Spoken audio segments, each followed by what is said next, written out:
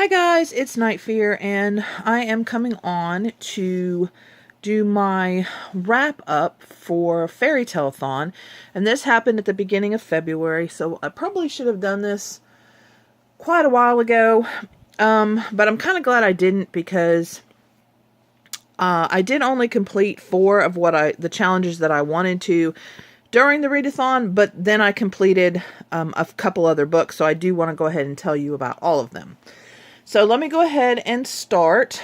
The first challenge was Melt the Frozen Heart, and I was supposed to read a fairy tale retelling about friendship or family. Now, I did complete this during the challenge, or during the time of the readathon, and for this I picked to read Boy Snow Bird by Helen Oyemi. Now, this book is very interesting because, here, let me put you down just a little. Because I enjoyed the first, because it's divided into 3 parts. The very first part was told by Boy. The middle part is told by Bird. And the end of it is told, again, by Boy. Now, the first section I absolutely loved. I was hooked. I was reading. I was loving the story. And this story is about a girl named Boy. We kind of get a little bit of her backstory from when she was younger. Her father is a rat catcher, and she ends up running away, meeting a guy, getting married, and he has a daughter, and then other things happen. Okay. Boy is actually her name. Snow is the name of the man she marries, his daughter, and then Bird is the name of the little girl that they have together. Okay? So, very interesting names. So, Boy's story is very interesting, very compelling. She's not really evil, but she's not really good. She's very unique. And like I said, I was loving the story. The second part of the story that we get from Bird is when Bird is, I can't remember exactly, she's a girl. I believe she's in her teens at the time, and we get some of her story. I didn't like that section as much.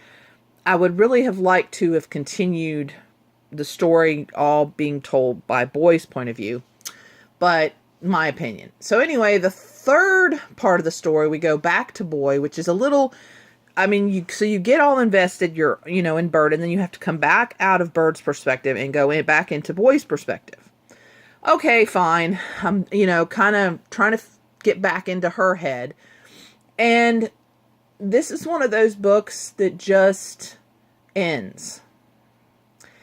And when I say ends, I mean they're going to do, and then it just ends. And it's just like, what?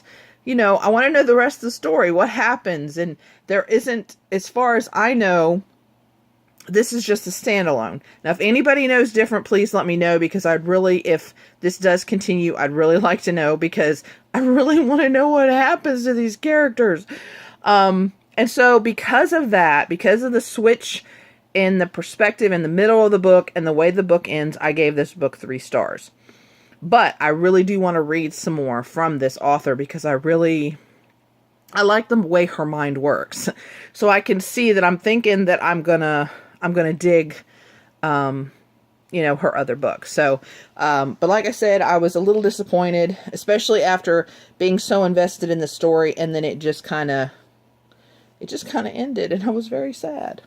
The second one was Rapunzel, Let Down Your Hair.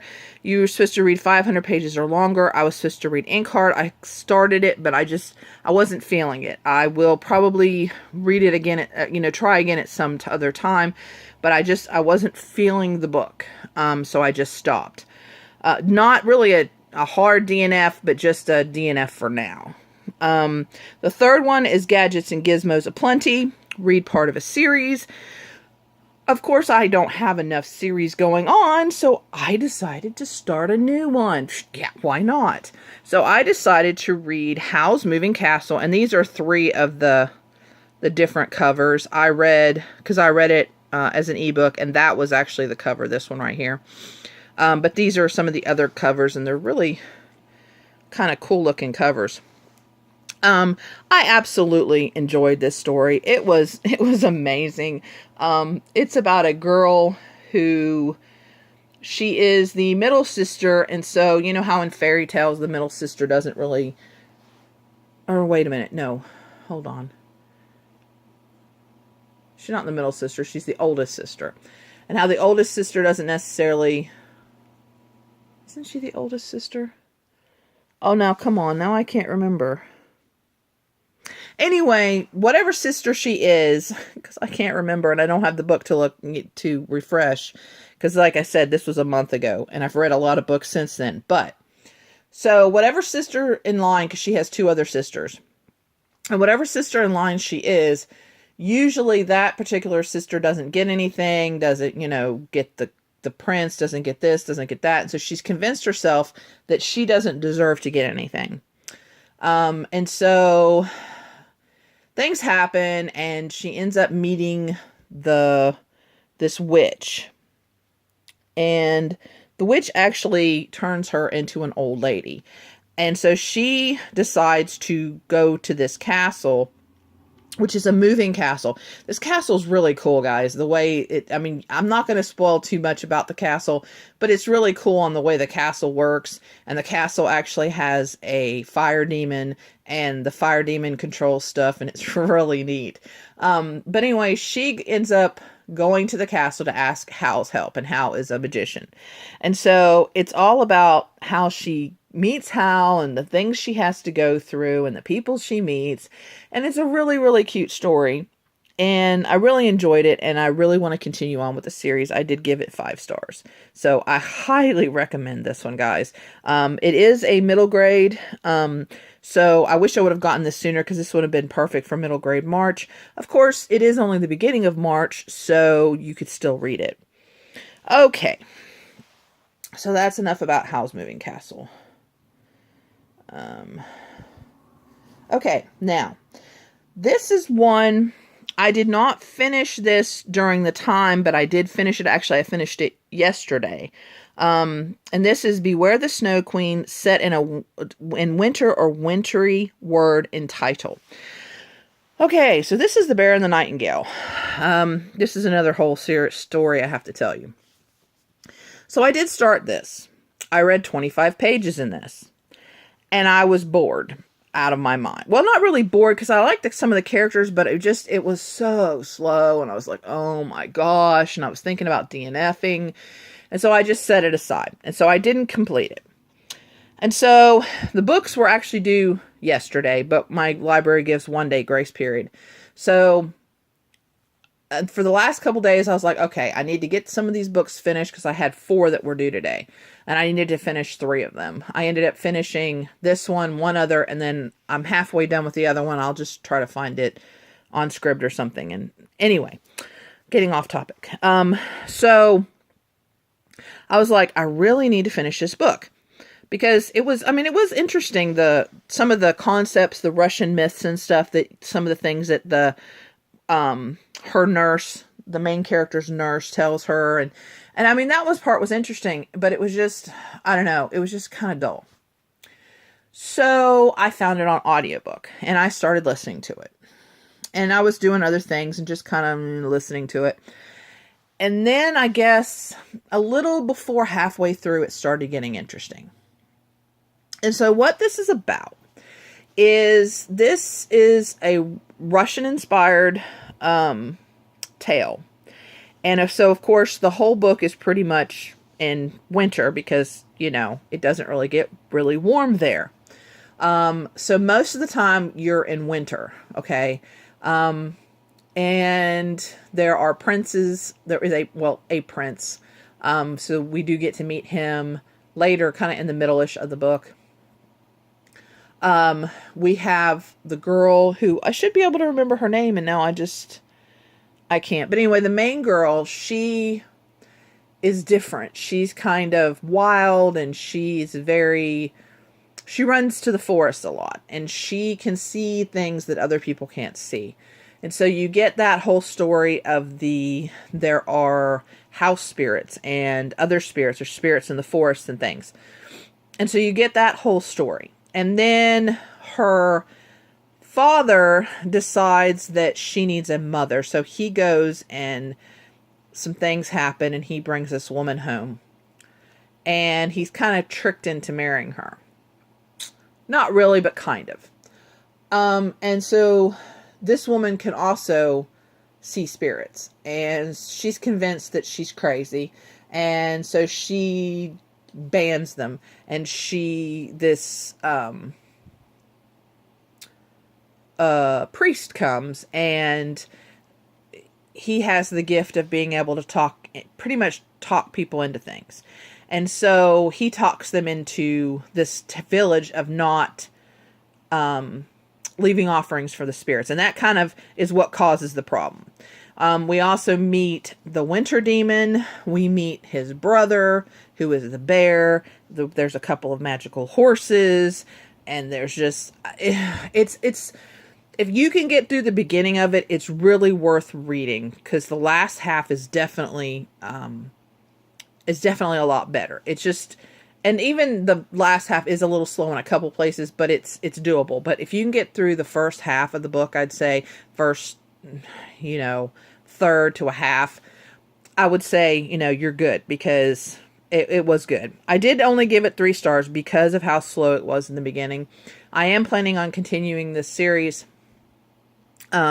So, I mean, do with it what you will. If you like these kind of stories where they're kind of, weaving in kind of the myths, of that particular place, then you might like this book. So, but yeah, so I wanted to share that. So in case you were thinking about it, that you'd, and if you were in the middle of it and thinking about DNFing it, that it does get better.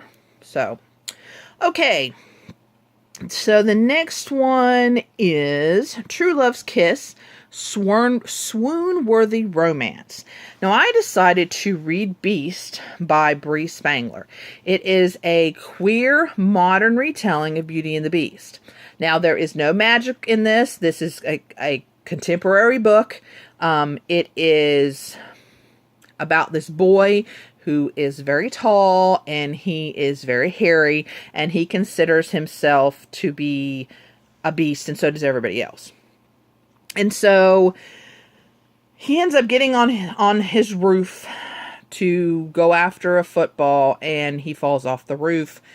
They think he's trying to kill himself, and so his mom puts him into this program where he meets this girl. Things happen. This girl has some secrets. Secrets get found out. Things happen. And it's just... This is one of the best books I have read. It touched me. As you're reading it, there might be a little anger involved in the way that he is dealing with something, but keep reading. Just trust me, keep reading. It's such a beautiful story. It's such a beautiful story. And I can't really tell you anymore because I don't want to spoil it. I don't want to spoil what the queer part is. I don't want to spoil what happens. I just don't want to spoil it. You just need to read it. And if all the books in this wrap up, if I could recommend one and have you read one book, if you like queer books, please read this book. Beast by Bree Spangler. Yes, please read this book. I've been recommending it in comment sections, like heavily, because I want everybody to read this book, because I think it's just so amazing. Okay, the next book, or the next one is Warm Hugs. Curl up with warm drink and read your favorite fairy tale, I guess it was, because I for some reason didn't write the rest of that. But anyway, I chose, because Beauty and the Beast is my favorite, so I chose another Beauty and the Beast book, because I can never get enough Beauty and the Beast books. Oh, if you guys have any good Beauty and the Beast recommendation or stories that you think were awesome, leave them down below. I think I've read most of them, but you never know, I might have missed one. So this one is Beastly by Alex Flynn. I have watched this movie 1,000 times. Love the movie. But I had never read the book. So I read the book. Now the book and the movie are quite different, but enough that I can forgive it. Like I said, because I love the movie. But this has to do with a boy. So you're getting the Beast perspective in this one. So this is, it's a modern retelling, but this one does have magic. Where Beast had no magic, this one is full of magic. So it's about a boy, and he is a stuck-up, self-righteous little pain in the butt. And he invites this girl to a dance. He doesn't realize she's a witch, and he spurns her, and she turns him into a beast. And of course he has, I think it's 2 years. I believe it's 2 years to find a girl. You know, we all know the curse, Beauty and the Beast. So he has 2 years to find a girl to love him in spite of what he looks like.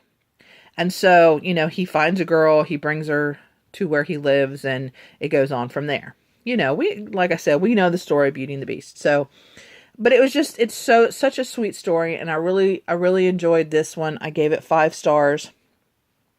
Very happy that I read it. I am going to continue. This series is more about the witch than about the Beauty and the Beast. So I think it's Kendra's something is the name of the series. So I'm going to continue the series and see what other books that Alex Flynn has written. Because like I said, I really enjoyed it. Okay, the second to last, but is Let It Go. I did not complete this in the time of the challenge, but like I said, I wanted to share. And this was a book that I had been put off reading.